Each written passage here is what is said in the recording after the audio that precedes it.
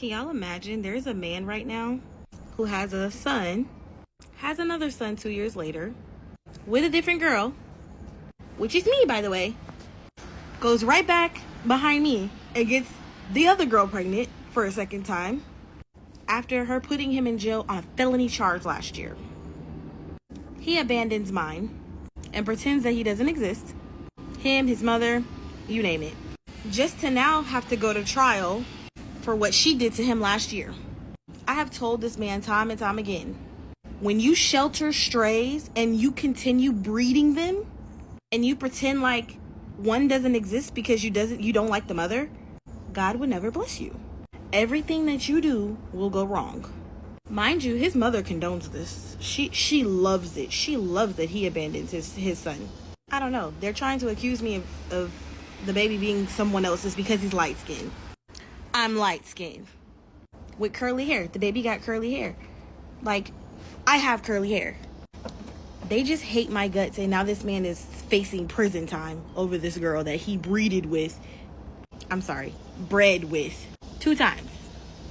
Like, this is why I say God do not like ugly. Like, I always try to tell people this. You will never prosper in life if you don't do right by your kids. I don't care what the mother did. I don't care if you don't like her. I don't care if you wish you could be with her again. Mind you, this man just 2 days ago asked me if he could move back in with me. And this girl is due in 3 days. Having a little girl in 3 days. And my son is only 3 months. Like, can y'all imagine this? Like, can y'all imagine something like this happening to you? I feel like Mariah the Scientist in a way, and not in a good way at all. Because somebody who's gone through college, got a degree, have everything going for herself, still do, but get caught up and have a baby with a man that I have no business with. Like, I don't regret my son at all, but I do regret his father. And like, I literally am not his type, or his usual type, I'll say. He got with a pretty girl who had her own car, own place, everything. Like, I mean, I tried to show him something that he had never seen before with that other girl. I've tried. Like, I really thought that I was going to be able to save him, but you cannot save these fools. You just can't. And I've learned that. And before y'all go saying that that I was dating him while he was with her, I wasn't. It was not like that. Accountability.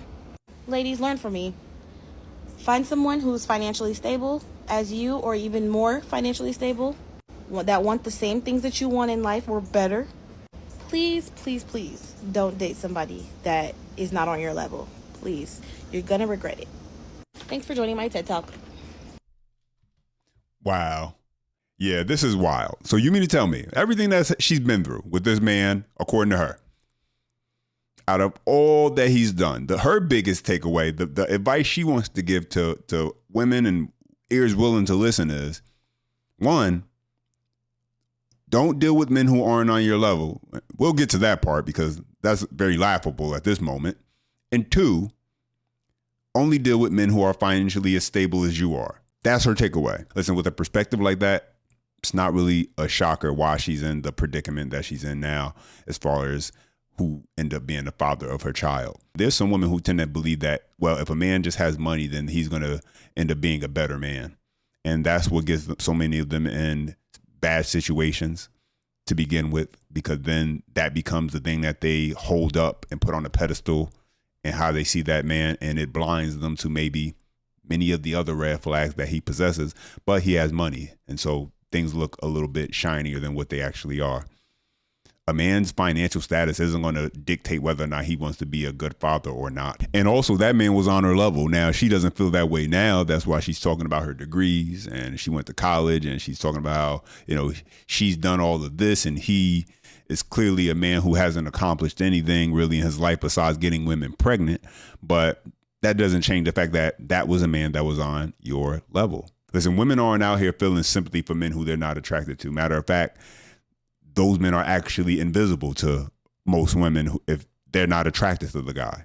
And so to think that somehow she's trying to frame this like she was doing this guy a favor by even, taking him on like he was some sort of a welfare case to even have a shot with as she put it, such a pretty girl as herself. The reality is that man was on her level. whether she was physically attracted to him because he was her type, or he had game and he used his words to be able to get access to her. It doesn't matter. That was a man who was on her level, and that's the reason why she had no problem giving him immediate access to her body, to the point where, even though we don't know the exact timeline, we do know two things.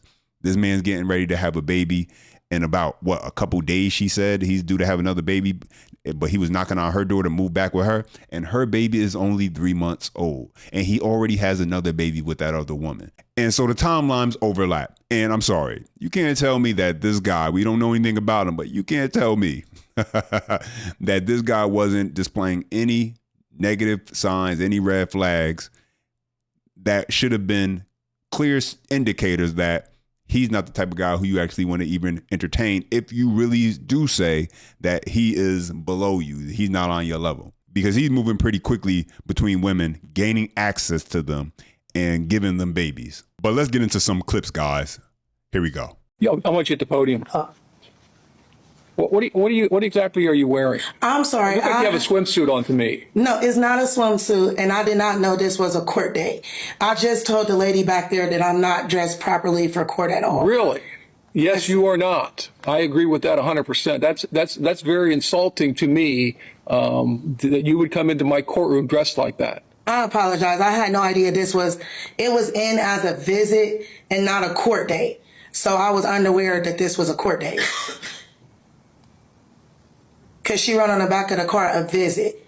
So it was never said that this was a court date. All right, this is case number 23CR 40542, the state of Ohio versus Monique Smith. Ms. Smith, the court has received a report that alleges that you have violated the terms of your ILC. Officer, statement of the allegation, please. Yes, Your Honor. Ms. Smith has violated ILC condition number 1, and then on June 11th of 2025, the defendant pled guilty to and was sentenced for 1 count of OVI and 1 count of driving under suspension. This was in Middletown. And then on June 11th, the defendant pled guilty and was sentenced for another count of driving under suspension under a different case number, also in Middletown. On December 10th, 2024, the defendant pled guilty to and was sentenced for 1 count of driving under suspension, or under an OVI suspension under a case in Middletown. And on July 12th, 2024, the defendant pled guilty to and was sentenced for 1 count of driving under suspension. As well as ILC condition number 8, the defendant has failed to inform her probation officer of law enforcement contact after picking up a new OVI charge and another traffic offense on March 24th of 2025. Special condition number 16C, the defendant failed to complete drug or alcohol treatment as ordered on February 1st of 2024. Special condition 16D, the defendant has failed to complete mental health treatment as ordered on February 1st, 2024. Special condition 16E, to date, the defendant has failed to pay restitution in full as ordered on February 1st, 2024. And finally, special condition 16F, to date, the defendant has failed to obtain her GED as ordered on February 1st, 2024. Ms. Smith, do you understand those allegations? Yes, sir. You have a right to be represented by counsel. If you cannot afford an attorney, I will appoint one for you. Do you have the funds to hire an attorney? I do not. Do you want me to appoint you one? Yes, please. Mr. Mall's handing you an affidavit of indigency that you need to sign. Okay. Right above my name. Why is she not in custody? Your Honor, Ms. Smith, despite her noncompliance with court orders, she has continued to drug test negative, and she has appeared for order to reports after they were issued.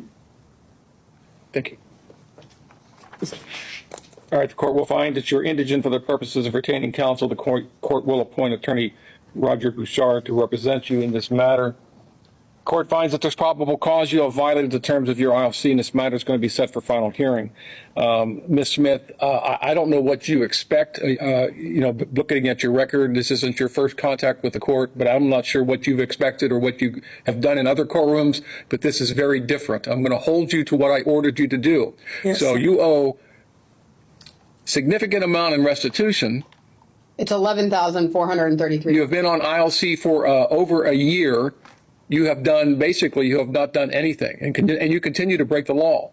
The next time you appear before me, you better have a solid plan in place or you are going into custody. Do you understand me? Yes, sir. You owe $11,000 to the victim in this case. You don't seem to care that I've ordered you to do things. You come to court dressed very inappropriately. And I'm telling you right now, I don't know what your contact with the court has been in the past, but it's going to be different when you come in here to see me again. Do you understand me? Yes. Because the next time I see you, if you haven't done something, you are going into custody. Are we clear? Yes, sir. All right, that's all. My big question is, besides stepping outside the house to go grab your mail, why would you think this was okay to even just go out the house looking like this in the first place? Even if we give her a mulligan and say she couldn't connect the dots, her brain didn't realize that it wasn't just a visit. Courthouse, they're just not going to have you coming down just to do tours. They got you down for a reason. You did something wrong and now you got to go there for a court date. But even if we were to give her the benefit of the doubt when it comes to that aspect, she still thought, hey, I'm just going for a visit. I could go looking like this, no problem. I can walk into a courthouse building looking like that, even if it's just for a visit. That's the part we know that she was okay with because she said it, which is absolutely wild. And it also tells us that when it comes to, if she'll do it going into a courthouse building, you know she'll do it when it comes to going to the grocery store, her kid's school, post office, basically any other place of business where we see this sort of activity where women will come out the house looking like this. She'll do it going to these places also, if she'll do it at a courthouse. Anyway, guys, questions, comments, thoughts, and your feedback, drop them down below. I appreciate when you guys take the time to chime in. Don't forget, you enjoy any part of the content, make sure you smash the like button for more, subscribe to the channel. And as always, until next time.